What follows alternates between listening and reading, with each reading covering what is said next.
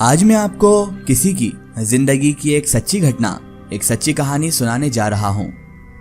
और ये कहानी हम तक पहुंचाई है पंजाब जलंधर के रहने वाले साहिल भाई ने। तो चलिए सुनते हैं साहिल की कहानी, साहिल की ही जुबानी।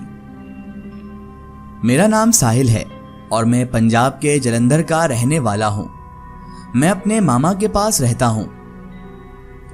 मामा के पास इसलिए रहता हूं क्योंकि मुझे मेरे मामा बड़े लाड़ प्यार से अपने पास रखते थे। और एक इंसान को चाहिए क्या दुनिया में, सबसे ज्यादा प्यार की ही जरूरत होती है। बहरहाल हमारी जिंदगी बहुत ही अच्छी चल रही थी कि एक दिन अचानक मेरे मामा की तबीयत खराब हो गई। हमने सोचा कि नॉर्मल बात है, मौसम की वजह से तबीयत खराब हो गई होगी, क्योंकि मौसम बदलता है तो अक्सर लोगों की तबीयत खराब ही हो जाती है। तो हमने भी यही सोचा, मगर उनकी दिन ब दिन हालत खराब होती चली गई। यहाँ तक कि हॉस्पिटल में उन्हें एडमिट करना पड़ा।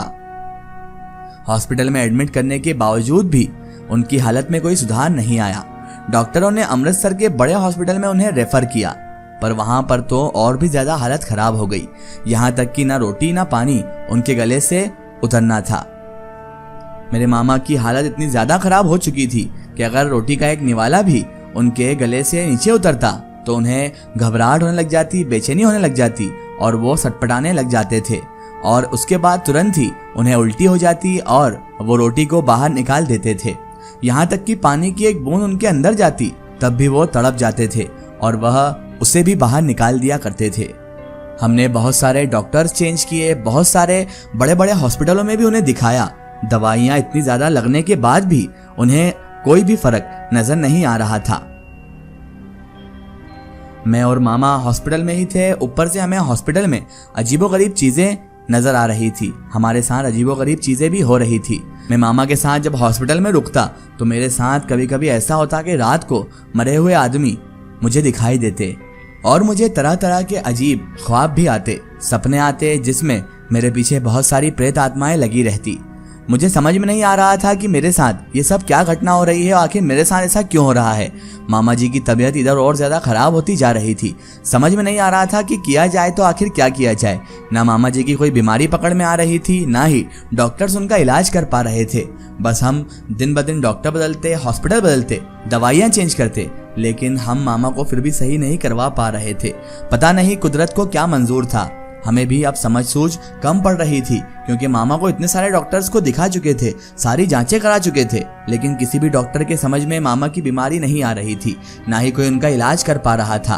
और दिन ब दिन मामा की हालत बद से बदतर होती चली जा रही थी, बिगड़ती चली जा रही थी। हमने बहुत से पीर बाबा के पास भी जाने का फैसला किया, बहुत पैसे खर्चा किए, मगर कोई सुधार मामा की तबीयत में बिल्कुल भी ना आया। मामा की सेहत दिन ब दिन बिगड़ती ही जा रही थी। फर्जी तांत्रिक बाबाओं ने हमें बहुत लूटा। हमने कई बाबाओं को मुट्ठी भर नजराना दिया, कई बाबाओं को दक्षिणा भी दी, लेकिन वो भी मामा जी का इलाज नहीं कर पाए। कोई सुधार उनकी हालत में नहीं आया। मामा जी की सेहत इतनी अच्छी थी, लेकिन अब उनकी सेहत ऐसी हो चुकी थी कि वो हड्डी के एक ढांचे में तब्दील हो चुके थे, क्योंकि वो ना कुछ खा पा रहे थे, ना ही कुछ पानी पी पा रहे थे। अब बदन हड्डी ना बने तो क्या बने, क्योंकि उनके अंदर अनाज का एक दाना भी नहीं जा रहा था। हम पूरे घर वाले बहुत ज्यादा परेशान हो चुके थे, क्योंकि मामा जी ऐसी हालत में हमारे सामने थे जिसमें इंसान मरने की दुआ करे। मामा जी की हालत बहुत ज्यादा खराब हो चुकी थी और वो पूरे हड्डी के कंकाल में तब्दील हो चुके थे। मैं अपनी आंखों पर विश्वास नहीं कर पा रहा था कि आखिर मेरे मामा जी मेरे सामने ही किस हालत से किस हालत तक तब्दील हो गए। फिर एक दिन मेरी मुंह बोली मौसी ने हमको एक बाबा का पता दिया जो सुल्तानपुर लोधी में रहते थे। मैं और मेरी मासी और मेरी माँ बाबा के पास गए। बाबा ने हमें देखकर बताया, अब तक बहुत बाबाओं के पास गए हो, बहुत झाड़ फूक करवा ली है, मगर कोई फर्क नहीं दिखा। सही कह रहा हूं ना मैं और मेरी माँ उन बाबा की ये बात सुनकर तो हैरान रह गए कि इन बाबा को कैसे पता चल गया कि हम बहुत सारे बाबाओं, बहुत सारे तांत्रिकों के पास जाकर झाड़ फूक करवा चुके हैं। हम समझ ही नहीं पाए कि इन बाबा साहब को किसने बता दिया, क्योंकि हम तो इससे पहले इनके पास कभी आए भी नहीं थे। फिर उन्होंने मेरे मामा की तस्वीर देखकर बताया कि उनके ऊपर काला जादू किया गया है मारने के मकसद से, यानी कोई उनकी जान लेना चाहता है, इसी मकसद से उनके ऊपर काली ताकतें छोड़ी गई हैं जो उन्हें मारने के मकसद से आई हैं। बाबा साहब ने यह भी कहा कि अगर जल्द से जल्द इनका इलाज ना किया गया तो हो सकता है कि इन्हें बचाना नामुमकिन हो जाए और ये ताकतें इन पर वार कर इन्हें अपने साथ ले जाएंगी। जैसे ही मैं हॉस्पिटल में वापस गया, उस रात मेरे साथ एक और घटना हुई। अचानक मेरी आंख खुली और मैंने देखा कि आसपास मेरे कई मुर्दा लोग पड़े हुए हैं, खून से लथपथ। मेरी धड़कन इतनी तेज हो जाती है कि मैं जग जाता हूँ। दोबारा मुझे नींद नहीं आती। कभी कभी तो मुझे इतना गुस्सा आता था कि अपने मामा का गला दबाकर इन्हें खत्म कर दूं। मगर बाबा ने मुझे बताया था कि यह सब कुछ जानबूझकर करवाया जा रहा है और यह सब आत्माओं के जरिए करवाया जा रहा है। यहाँ तक कि मेरी बहन जो छोटी थी मुझसे, वो अकेले घर में रह रही थी।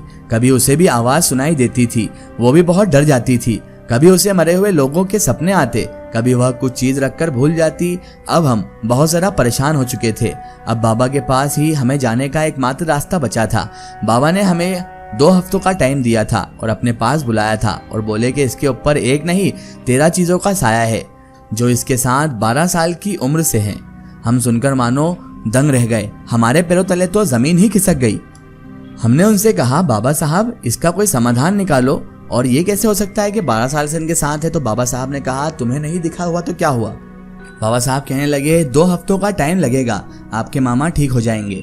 मगर उस 2 हफ्तों में हमारे साथ बहुत ही अजीब घटनाएं घटी। हमें थप्पड़ मारे गए, मेरी बहन के साथ अजीबोगरीब हरकतें करी गई। मेरी मासी परेशान, मेरी माँ परेशान, मेरे मामा परेशान, और सब परेशानी की जड़ थी मामा।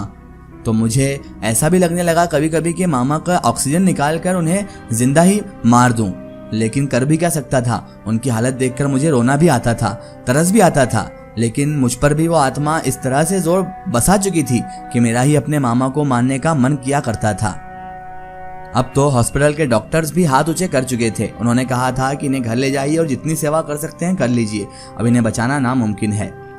हम तो अब बाबा के ऊपर पूरी तरह से आश्रित हो चुके थे। हम रोज रात को जंगल शमशान जाते, जो बाबा ने बोला था वह क्रिया भी करते हैं। एक दिन मुझे वह बुरा साया दिखा जिसका चेहरा बड़ा ही भयानक था, जिसे हर कोई भी देख नहीं सकता था, और अगर कोई देख ले तो वहीं पर दम तोड़ दे। वह साया मुझ पर चढ़कर बोल रहा था कि बाबा के पास जाना बंद कर दो, नहीं तो तेरे मामा को मैं मार दूंगा और साथ में तुम लोगों को भी। ऐसा लग रहा था मानो मेरी धड़कनें रुक सी गई हैं। जब मैंने उठकर देखा तब कोई वहां पर मौजूद ही नहीं था। मैं उठा, मैंने पानी पिया और उसके बाद वापस सो गया। बाबा ने हमें एक हिदायत भी दी थी कि दोबारा उस घर में मत जाना, यानी मेरे मामा के घर में कुछ है। अब हम बस इन मनहूस 2 हफ्तों के बीतने का इंतजार कर रहे थे, जिसमें मेरे मामा के ऊपर से उन बाबा साहब को वो साये हटाना थे। हमने मामा का घर भी छोड़ दिया और किराए का घर बहुत ढूंढा, लेकिन हमें घर भी नहीं मिल रहा था और हमें मजबूरन मामा के घर में ही रहना पड़ा। तब से मेरी बहन भी बीमार थी, मेरी माँ भी बीमार थी और मेरा स्वास्थ्य मुझे ठीक नहीं लग रहा था। मुझे हर वक्त जुनून सवार रहता था, मुझे बहुत गुस्सा आता था। धीरे धीरे बाबाओं की क्रियाएं पूरी होने लगी और जैसे जैसे बाबा की क्रियाएं पूरी होती गई वैसे वैसे मेरे मामा ठीक होते गए।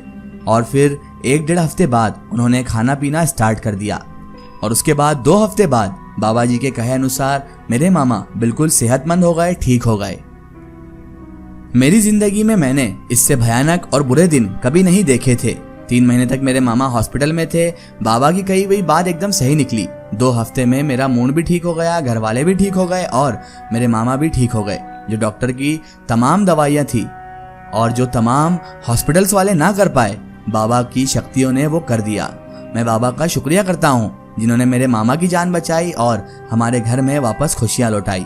आज उन बाबा की कृपा से मेरे मामा अच्छे हैं, मगर आज भी मैं उस मंजर को भूला नहीं हूँ जो उस हॉस्पिटल में मेरे साथ घटा, मेरे घर में मेरे साथ हुआ, मेरी बहन के साथ हुआ, मेरी माँ के साथ हुआ। आज भी उसका चेहरा मुझे नजर आता है। जो मुझे हॉस्पिटल में भयानक आत्मा दिखी थी, उसका चेहरा आज भी मेरे दिमाग से नहीं जाता है। जब भी मैं इस पूरे मंजर को याद करता हूँ मेरी धड़कन तेज हो जाती है। तो दोस्तों, ये थी साहिल भाई की कहानी, साहिल भाई की जुबानी। दोस्तों, अगर आप भी अपनी जिंदगी की कोई सच्ची कहानी या सच्ची घटना हमारे चैनल से शेयर करवाना चाहते हैं और आप चाहते हैं कि आपकी स्टोरी भी माई स्टोरी बुक चैनल से शेयर हो, तो आप हमें हमारे फेसबुक पेज पर कांटेक्ट कर सकते हैं और अपनी स्टोरी वहां पर हमें बता सकते हैं।